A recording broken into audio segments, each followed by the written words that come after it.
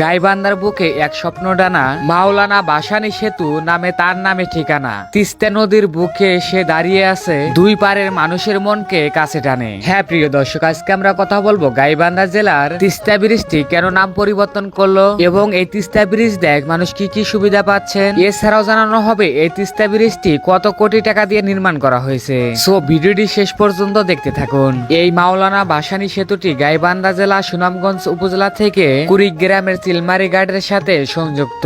এই সেতুটি হওয়ার কারণে গাইবান্ধা জেলা এবং কুড়িগ্রাম জেলা এই দুইটি জেলা বেশি সব থেকে উপকারিত হয়েছে।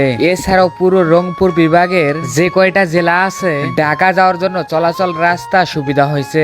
মাওলানা ভাসানী সেতুটি দৈর্ঘ্য 1.49 কিলোমিটার। এই সেতুটি মোট প্লেয়ার রয়েছেন 30টি। আর হ্যাঁ, এই সেতুটি নির্মাণ করতে 925 কোটি টাকা খরচ হয়েছে। আর হ্যাঁ, আমি এটা এতটা শিওর না, এই তথ্যটি কোনো এক ওয়েবসাইট থেকে নেওয়া হয়েছে। এই সেতুটি 925 কোটি হয়তোবা কম হয়তোবা বেশি হতে পারে। এবার চলেন জেনে আসি হরিপুর তিস্তা সেতুটি কেন নাম পরিবর্তন করা হইলো। এই সেতুটি নামকরণ নিয়ে স্থানীয়দের মধ্যে হয়তোবা অনেকের মুখে সমালোচনা হয়েছে। কেউ কেউ চান যে সেতুটি তিস্তা সেতু নামে পরিচিত হোক, আবার কেউ কেউ চান মাওলানা ভাসানী নামে সেতুটি পরিচিত হোক। হয়তোবা সবার মতামত নিয়ে মাওলানা ভাসানী নামে সেতুটির নাম দেওয়া হয়েছে। আপনাদের কি মতামত? নামটি আপনাদের কাছে কেমন লাগছে অবশ্যই কিন্তু কমেন্ট বক্সে জানাতে ভুলবেন না। আর হ্যাঁ, আপনাদের কাছে আমার একটা ছোট্ট একটা রিকোয়েস্ট থাকবে, আপনি আমার এই ভিডিওটি কোন উপজেলা থেকে দেখছেন অবশ্যই কিন্তু কমেন্ট বক্সে জানাবেন। আর ভিডিওটি যদি আপনার কাছে একটু ভালো লাগে থাকে অবশ্যই ভিডিওটি শেয়ার করে সবাইকে দেখার সুযোগ করে দিবেন। ভিডিওটি আজকে এই পর্যন্ত, দেখা হবে অন্য কোনো নতুন ভিডিওতে। এ পর্যন্ত ভালো থাকবেন, সুস্থ থাকবেন, ধন্যবাদ।